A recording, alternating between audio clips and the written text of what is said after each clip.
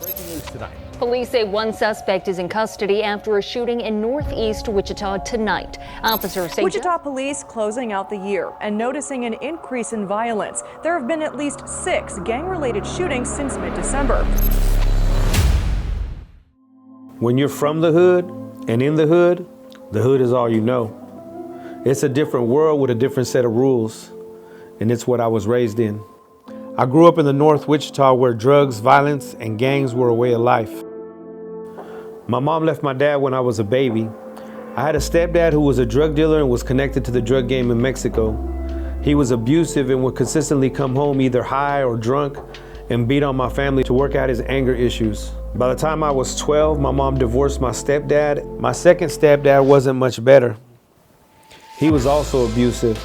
In fact, I remember a time when he was drunk, he put a revolver up to my forehead and threatened my life because I stood up to him. That put me in a place to find a new family. All I knew was anger. All I knew was pain.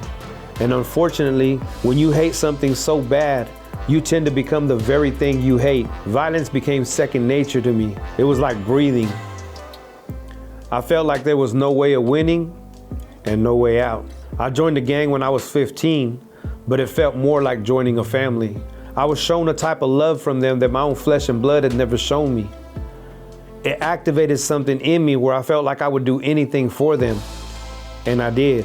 Over the years, I rose through the ranks and eventually found myself at the top and was calling shots for my gang.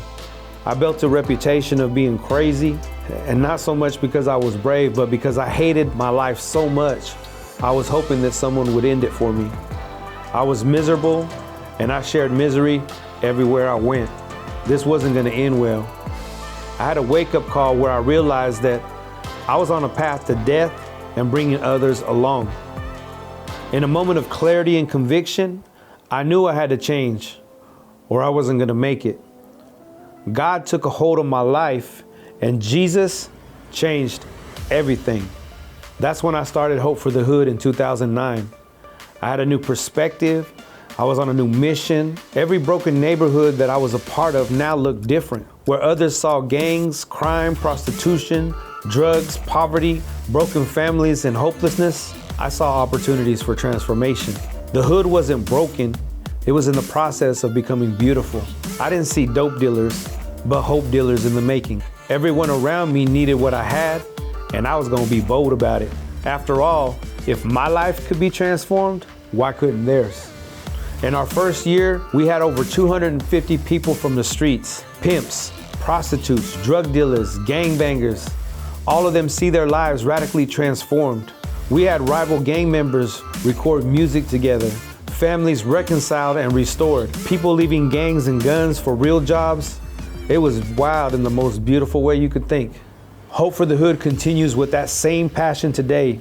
We exist to serve and uplift urban communities by uniting hearts, homes, and hoods to ignite change. And we're just getting started in our movement to bring hope to every urban community across America. Every city has a hood, and every hood needs hope. Please join us in being catalysts for change.